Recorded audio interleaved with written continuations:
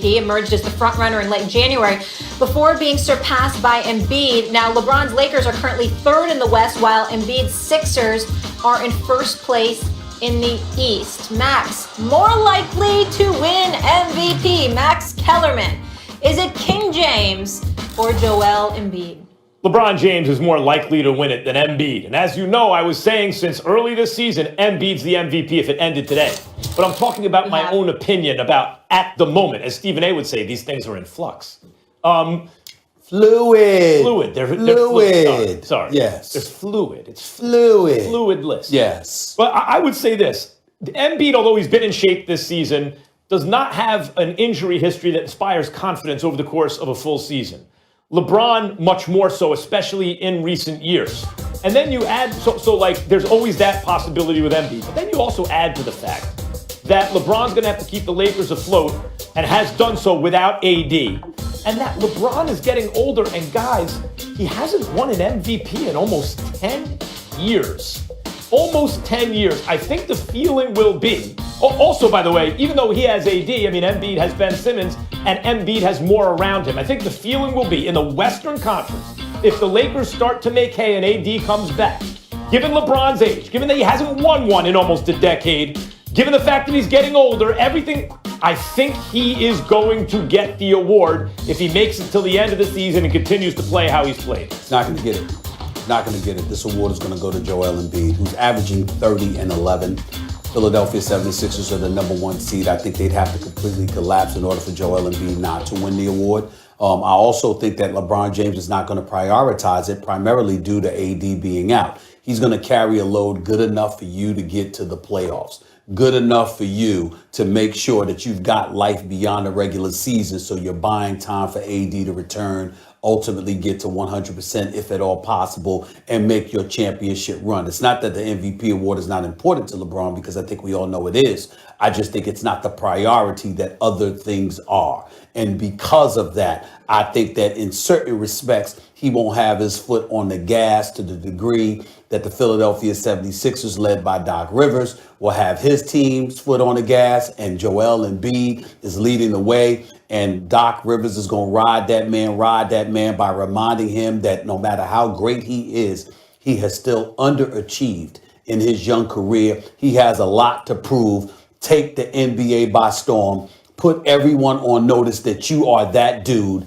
Make it official. That's what he is going to push Joel Embiid to do. Joel Embiid will answer the call. And I think because of that, the Philadelphia 76ers will end the season as a top 2 seed in the Eastern Conference. And I'm even going as far as to say this. I actually think James Harden has a better shot of knocking off Joel Embiid to win MVP honors than LeBron James will, but primarily because LeBron James won't prioritize it. I would agree with you about James Harden, but I don't think they're going to give it to him. I would have said Harden had he been in Brooklyn the whole time. I don't think he's going to give it to him. I think he's got a better chance than LeBron. So right now, I think it's going to come down to Embiid and LeBron. And I think there's going to be a sentimental vote for LeBron. First of all, it's not that he doesn't deserve to be considered, but people are going to look back and go, wait a minute. LeBron was the best player in the world for like 10 years, and you didn't give him one MVP award? Now, he has four MVPs altogether, 4 second place finishes, 3 third place finishes. It's not like he hasn't finished up high, but I think it is at a certain point. He's been the best over this span, and he has not won it, and he's not getting any younger. There will be sentiment. There will also be wise old basketball heads like Stephen A. Smith, who is going to say stuff like, LeBron kept them afloat without AD. LeBron's orchestrating the whole team. He's not on as deep a roster. He's playing in the Western Conference. All of those things combined with the sentiment for LeBron will give him the award. Well, we all know that my words are going to be very, very profound and impactful. We understand that. I mean, if I'm sitting there and I'm saying that LeBron needs to be the MVP, the world is going to stop. They're going to be transfixed over what I say, and then they're going to make their judgments accordingly. Now, whether they agree or disagree with me is a different ballgame, because, you know, like most folks who are great, I mean, you have your naysayers and you have your supporters. Your naysmithers. You know what I'm saying? The naysmithers and the naysayers. Yeah. We get that. I like that. We use that. The point is, we have that. But in the end, you know, ultimately, your production will rule the day. And I'm saying that I'm definitely going to play a role in elevating LeBron James because my words are that profound. We understand that. But I will not ignore the greatness that I'm seeing from Joel Embiid or James Harden. And I think that they're going to end up right there. I thought Embiid, as you know, I've been saying since like the second week of the season, MVP. Embiid's the MVP. I haven't gotten off of that. But there's a difference between saying if the award was given today, I think that guy should get it. And I believe that they're going to give that guy the award. Right. I've always thought this year, LeBron, I thought Luka early on, but based on the season he's had so far, I don't think he'll get it. I don't think LeBron is one that's going to ever get sympathy votes. I don't know. I don't think the word sympathy 2012, comes up. I don't think not when he's a champion, considering he's the reigning, defending NBA champion, NBA Finals MVP. I think that when you look at LeBron James, nobody's going to sit up there and give him a sympathy vote because they don't think he's warranted sympathy. You know how many MVPs they gave Jordan? He deserved 10. I know. He got 5. I know. LeBron's sitting on 4. Yeah. You think LeBron don't want it? Yeah, I know he wants it. I know he wants it, just not as bad as he wants the chip. About that, we agree. All right. All right. Wow, you guys are really playing nice today. When we come back, being with us this morning. Absolutely. Thanks for having me on. Of course. Let's dive into some of what Dr. Fauci just said. And I want to ask about your state specifically, because the state of Texas is now open without a mask mandate. So how will you approach allowing fans into the arena? I'm listening to Dr. Fauci. We're slowly but surely increasing the amount of fans within the constraints that the city and the county have set up.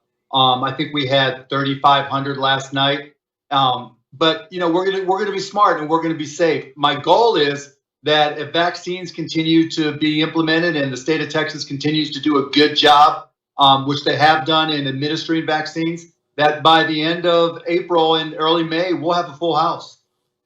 Mark, I'm interested in knowing, how do you feel about how Texas has handled all of this? I'm not asking you to get into all of that, but I guess what I'm asking is, considering the voice that you are and the kind of influence that I believe you wield, have you ever thought about really speaking up and speaking to elected officials in your state, assuming you haven't, maybe you have? I'm just wondering what your approach is to that, considering the kind of I try to stay out of the local and state politics side of things. I mean, Texas is its own country when it comes to politics.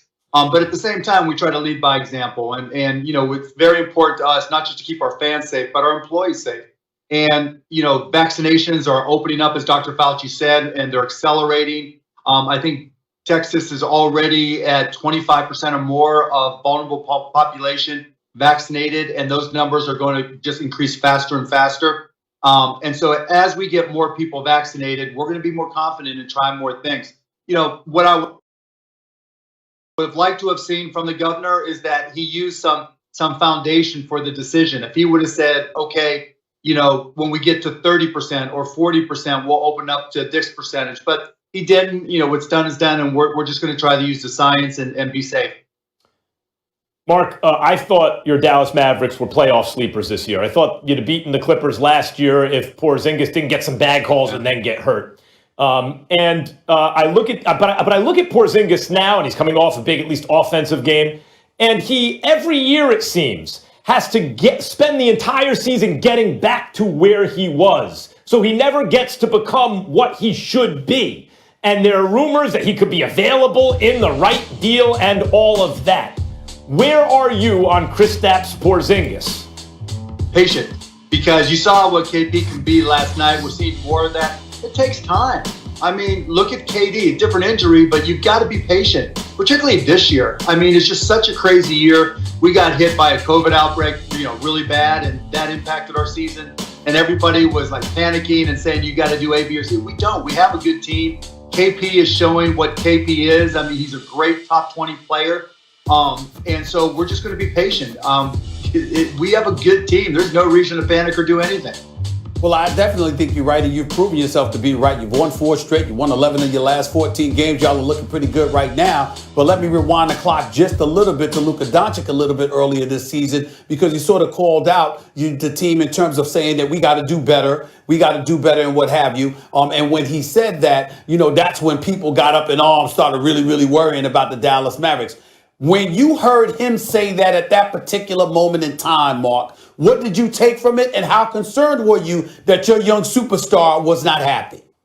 Well, you talk to him. Nobody likes going through a losing streak, right? When you're in the middle of a losing streak, it's always painful, and it's always hard to see the light at the end of the tunnel. And we just had, the coach and I had conversations with all the players, and I just told him, look, we're not panicking. We had 5 of our top 8 rotation players out, either sick or contact tracing, all at the same time. We've lost more games to COVID illness than any other team in the NBA. We had the hardest schedule in the NBA. So all of a sudden, all those things are turning back in our favor. We're healthier. We're healthy. The schedule is tough for everybody in the second half, but it's a little bit lighter for us compared to the first half. And so, now look at our record. We were 5 games under 500, and now we're 3 over and a chance to go 4 over tonight. So, every NBA season is a little bit crazy, but this one was a lot crazy, and I just preach patience. You guys get healthy and Porzingis stays healthy, you're going to be a problem in the playoffs. I still believe. Mark, I look at you, and by the way, also Fertitta in Houston, and I look at Texas, a no state income tax state, a warm weather state, major metropolitan